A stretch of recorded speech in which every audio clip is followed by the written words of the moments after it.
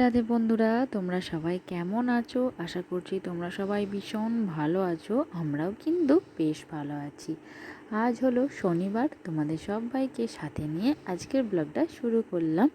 সাথে থেকেও আশা করছি আজকের ব্লগটাও তোমাদের বেশ ভালো লাগবে। তো এখন ঘড়িতে বাজে বিকেল 5টা। তো এখন থেকে আমার ব্লগটা স্টার্ট করছি। তো ঘুম থেকে এই মাত্র সবে উঠলাম, উঠেই একদম পুরো চলে এসেছি ছাদে।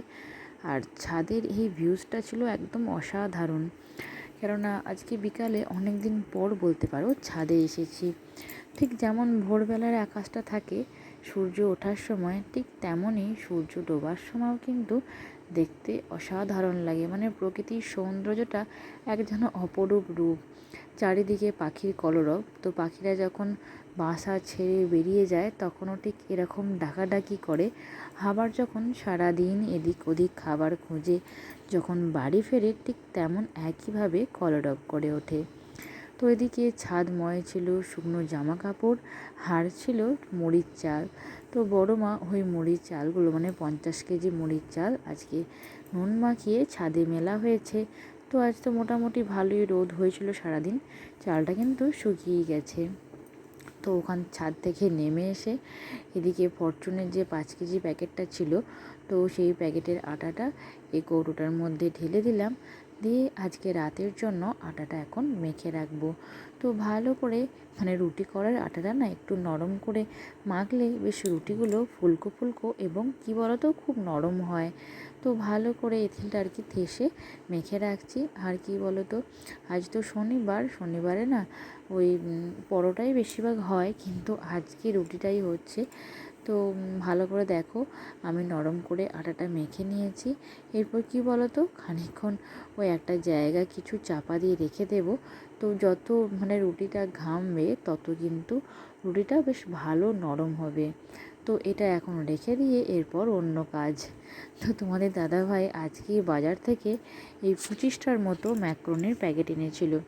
তো যখন যায় তখন একবারই আর কি এরকম ম্যাকারনির প্যাকেট নিয়ে চলে আসে। তো অনেক দিন যায়, তো তারপর রেখে দিয়ে ওই প্যাকেটগুলো রেখে দিয়ে ছেলের সকালের জন্য মুড়ি ডাস্ট করে রেখে দিলাম। তো এই প্রথম তোমাদেরকে বললাম যে সকালে ছেলেকে এখন মুড়ির ডাস্ট আর খেজুর বা ওর সাথে আমন্ড দিয়ে, তো ওটা দিয়ে খাওয়াই এখন, মানে ড্রাই ফ্রুটস দিয়ে মুড়িটা খাওয়াই। তো এদিকে রাতে হবে কিন্তু রুটির সাথে ঘুগনি, আর সকালের জন্য ছোলাটা ভিজিয়ে রাখা হয়েছে। তো সকালেই মুড়ি দিয়ে খাওয়া হবে, তো এখন থেকে না ভিজিয়ে রাখলে ছোলাটা বেশ নরম হয় না। তারপরে এই যে সন্ধ্যের আগে গাছগুলো একটু করে জল দিয়ে দিলাম। জল দিলে কী বলো তো, সারাদিন তো রোদ পায়, গোড়াগুলো একদম শুকিয়ে যায়। আর জল দিলে না গাছগুলো সকালে একদম পুরো তাজা দেখতে লাগে, জানো তো। তো সকালের মতোই বিকালেও আমাকে বিছানা গোছাতে হয়, কেননা যেহেতু আমার বাচ্চা মানে ঘুমায়। তো বাচ্চারা ঘুমোলে তো এদের ঘুমে একটু সেফটি আনতেই হয়, কেননা মাকড়সা বলো, মশা মাছি সব থেকে তো রক্ষা করে এই মশারি। তো সেই জন্য ভালো করে বিছানা করে মশারি খাটিয়েই আমাকে ছেলেকে ঘুম পাড়াতে হয়। তো রুমের জানলাগুলো দুপুরেই বন্ধ করে দিই, কেননা যেহেতু ছেলে অন্ধকারে ঘুমোয়। তো সেই জন্য রুমের জানলাগুলো ওই দুপুরে বন্ধ করে দিই। হয়তো পর্দা টানতে বাকি থাকে, তো বিছানা টিছানা গুছিয়ে পর্দা দিয়ে সুন্দর করে আর কি বিছানাটা রেডি করে দিই। আর আমার কি অভ্যাস জানো তো বন্ধুরা, একটু যদি জোরে ফ্যান অন করা হয় আমার না একটু গায়ে না ঢাকা দিলে একদম ঘুম আসে না। তো এটা আমার বরাবরেরই অভ্যাস।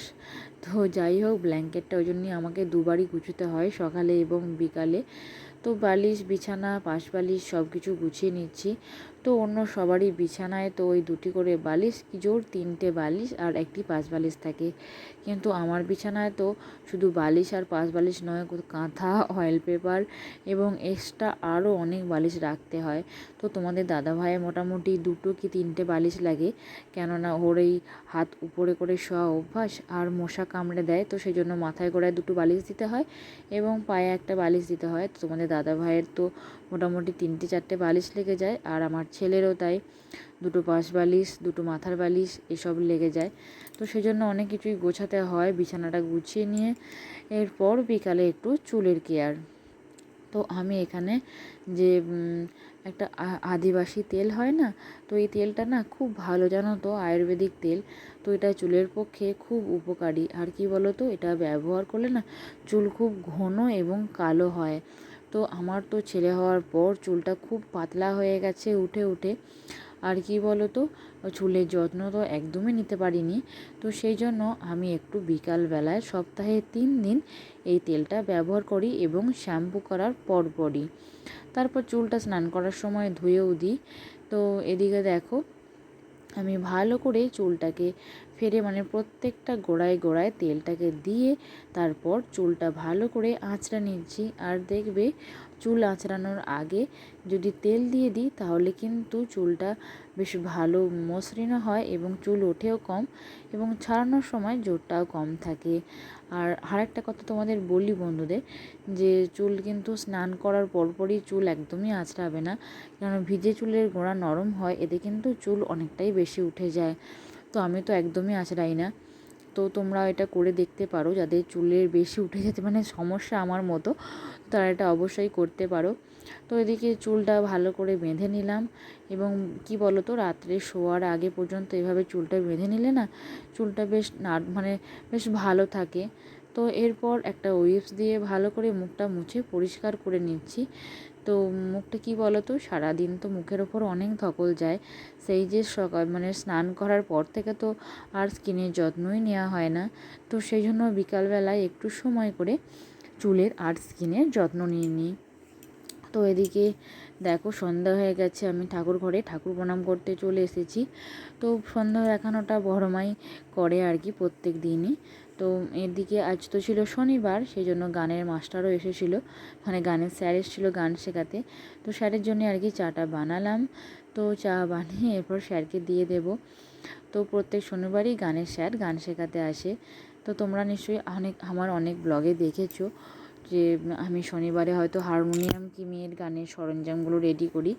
তো এদিকে আজ তো শনিবার, আমাদের গ্রহরাজের পুজো দেওয়া হয় এবং আজকে আমরা নিরামিষ খাই। আর সেই জন্য কি বলো তো, আজকে রুটিটা না ওই ডাইরেক্ট আগুনে পোড়াই না, তো এভাবে তাওয়ায় সেঁকে রুটিটা করে নিই। আর আমার ছেলে তো রুটির ছাল খায়, তো সেই জন্যই আর কি আমি অনেক সময় অনেকের ভিডিওয়ে এমন দেখেছি যে যে কোনো কাপড় দিয়ে রুটিটা বেশ টিপে দিলে রুটিটা বেশ ভালো ফোলে। আর কি বলো তো, তাওয়ায় সেঁকে ওভাবে রুটি করলে আমি দেখেছি ফুলকো ভাবটা কমই হয়, সেই জন্য আজকে একটু ট্রাই করলাম। তো তবুও একটা দুটো রুটি ভালোই ফুলেছে এবং ছাল ভালোই উঠেছে রুটির। তো সেগুলো ছোট্ট ছোট্ট করে এভাবে টুকরো করে নিচ্ছি এবং গরম দুধ দিয়ে ভিজিয়ে নেব। তো এটা আমার ছেলে রাতে খায়। তো মোটামুটি দুটো রুটির ছাল আমি ভিজিয়ে দিই দুধেতে। আর বাকি যে রুটিগুলো থাকে সন্ধ্যাবেলা তো আমরা দুধ খাই, তো দুধের সঙ্গে খেয়ে নিই, তোমাদের দাদাভাই, আমি, আমার মেয়ে, আমরা খেয়ে নিই। আর ছেলের জন্য এই খাবারটা রেডি করে নিই। আর সন্ধ্যাবেলায় ছেলেকেও গরুর দুধটাই খাওয়াই, আর আমরাও সবাই খাই আর কি। যেহেতু আমরা নিরামিষ খাই, সেই জন্য আমরা একটু দুধটা বেশি পরিমাণেই খাই বলতে পারো। তো প্রত্যেক সপ্তাহে বৃহস্পতিবার এবং শনিবার আমরা নিরামিষ খাই। তো এদিকে দেখো, ছেলের রুটিটা ভালো করে দুধ দিয়ে ভিজিয়ে দিলাম। তারপর ছেলেকে কিন্তু আবার ঘুম পাড়ানোর পর আমার ব্লগটা স্টার্ট করেছি, কেননা ওই যে রুটি ভেজানো পর্যন্ত তোমাদের দেখালাম, তারপরই কিন্তু আমার ডিউটি পড়ে গেল ছেলেকে দেখাশোনা করা এবং মেয়ের পড়াশোনা করানো। তো মেয়েকে পড়তে বসাই এবং ছেলেকেও সাথে একবার বসাই।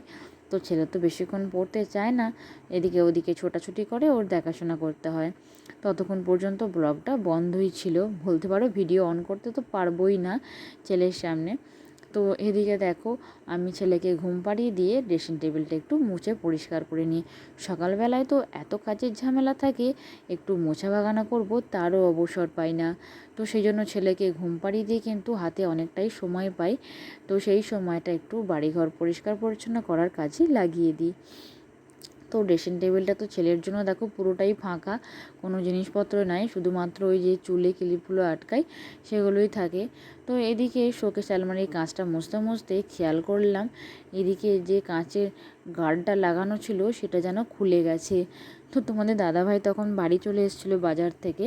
তো তোমাদের দাদাভাইকে বলছিলাম যে এখানটা একদম ছেড়ে গেছে, কাঁচটা যদি খুলে যায় তো ফেভিকুইক কাঁটা দিয়ে এটা চিটিয়ে দিতে। তারপর তোমাদের দাদাভাই উঠে এসে দেখলো যে ওটা খুলে যায়নি।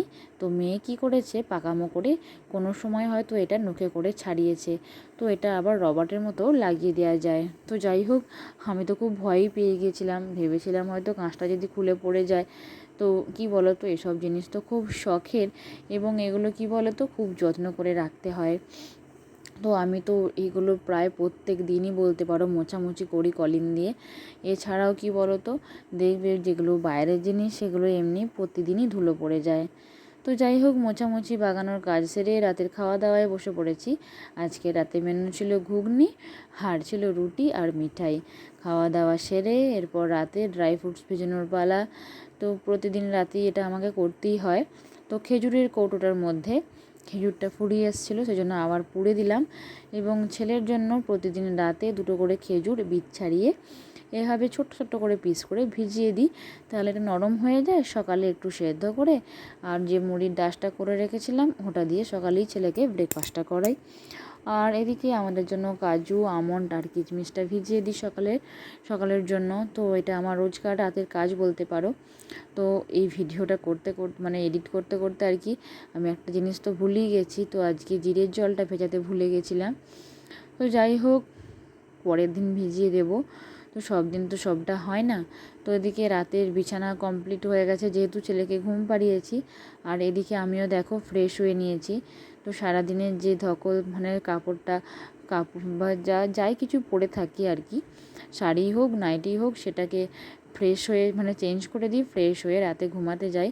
আর ঘুমানোর আগে প্রত্যেক দিন সর্ষের তেল এভাবে পায়ের তালুতে ম্যাসেজ করে নিই।